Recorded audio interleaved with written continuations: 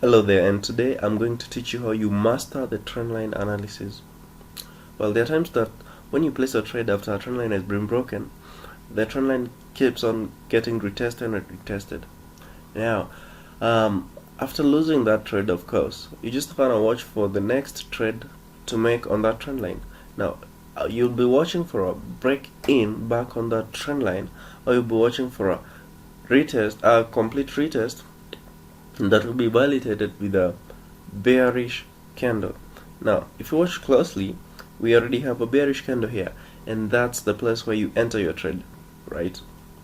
You place your next trade on that point because a bearish candle that closes below all the openings of the other candles means that we are going to continue going down. Alright? And just watch this video and you see how it goes.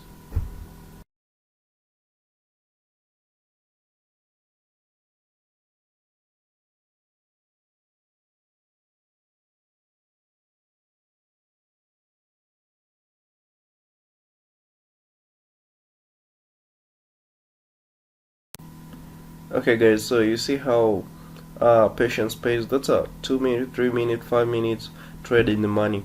So guys, just keep trading and master your trades. This is out of daily trading that I learned this actually.